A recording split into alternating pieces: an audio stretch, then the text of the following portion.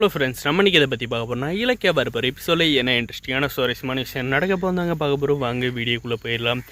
நம்மளுடைய கார்த்திக் பார்த்தீங்கன்னா காலையிலே அவசரமாக வேலையை கிளம்பி போகிறாங்க. அந்த நேரம் பார்த்து நம்முடைய ஜானகி எங்கே போகிற கார்த்தி இவ்வளோ காலையில் அப்படின்ற மாதிரி கேட்குறாங்க. ஒன்றும் இல்லைம்மா, சும்மா வெளியே போயிட்டு வரேன் அப்படின்றாங்க. அதுக்கு பார்த்தீங்கன்னா நம்முடைய ஜானகி நீ காலையிலே குடிக்க தானே போகிற, நீ இப்படி இருக்கிறத பார்த்து எனக்கு ரொம்பவுமே மன வருத்தமாக இருக்குது அப்படின்ற மாதிரி சொல்கிறாங்க. இதெல்லாம் கேட்டுட்டு இருக்க நம்ம இலக்கியாவும் நம்மளுடைய கௌதம் பார்த்தீங்கன்னா, கார்த்தி நீ இன்னும் இந்த ஏமாற்றிட்டு போன அஞ்சலியே நினச்சிட்டு இருக்க, நீ அவளை பற்றி கொஞ்சம் கூட நினைக்காத, நீ உன் லைஃப்பை வாழு, அவள் லைஃப்பை அவள் வாழ்ந்துட்டு போகிறா, அவள் பண்ண துரோகத்தில் மறந்துடும், ஒரு கெட்ட கனவாக நினச்சி அப்படின்றாங்க.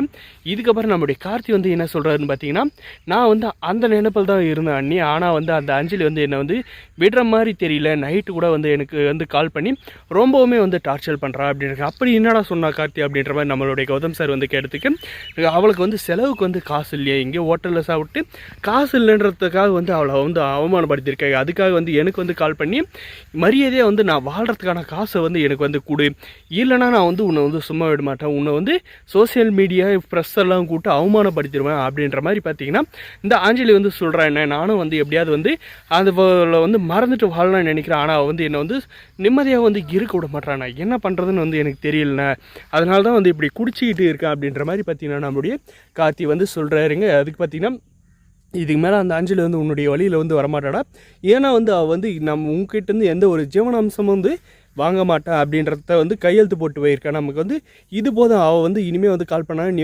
ப்ரெஸ்ஸுக்குன்னு நீ யாருக்குனாலையும் சொல்லு, அதை பற்றி கவலை இல்லை அப்படின்ற மாதிரி சொல்கிறாங்க. நம்முடைய கார்த்தியோட நிலைமை பார்த்து நம்ம ஜானகி ரொம்பவுமே வருத்தப்படுறாங்க. இதுக்கப்புறம் பார்த்திங்கன்னா நம்முடைய இலக்கிய பார்த்திங்கன்னா என்ன பண்ண போகிறாங்கன்னா, ஏண்டி ஆஞ்சலியும் உனக்கு எவ்வளோ திமிர் இருந்தால் கார்த்திக் ஃபோன் பண்ணி உன்னுடைய செலவுக்கு அவனை காசு அனுப்ப சொல்லுவேன், நீ பண்ண துரோகத்துக்கு அவன் உன்னை விட்டு விலகுன்னு நினைக்கிறான், நீ ஏன் அவனை இவ்வளோ தொந்தரவு பண்ணுற, அவனுடைய வாழ்க்கையை அவனை வாழ விடு, நீ தான் தருதலையாட்ட இருக்கு அப்படின்ற மாதிரி சொல்லி பேசுகிறாங்க.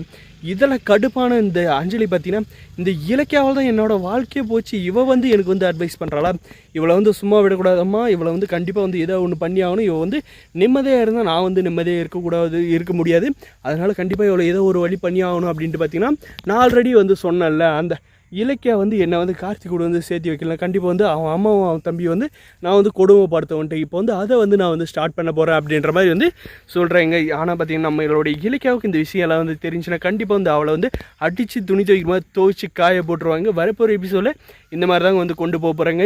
நம்மளுடைய கார்த்தி திருந்தி அவர்களுடைய வாழ்க்கையை அமைச்சிக்கணும் அப்படின்னு நினைக்கிறவங்க இந்த வீடியோக்கு லைக் பண்ணி மறக்காது, நம்ம சேனலை சப்ஸ்கிரைப் பண்ணுங்கள். நம்மளுடைய இலக்கியாவோட நல்ல மனசுக்கு எல்லாமே நல்லா தான் நினைக்கும் அப்படின்னு நினைக்கிறவங்க நம்ம சேனலை சப்ஸ்கிரைப் பண்ணால் சப்ஸ்கிரைப் பண்ணி நம்ம சேனலுக்கு ஆதரவு தாங்க. தேங்க்ஸ் ஃபார் வாட்சிங் கைஸ்.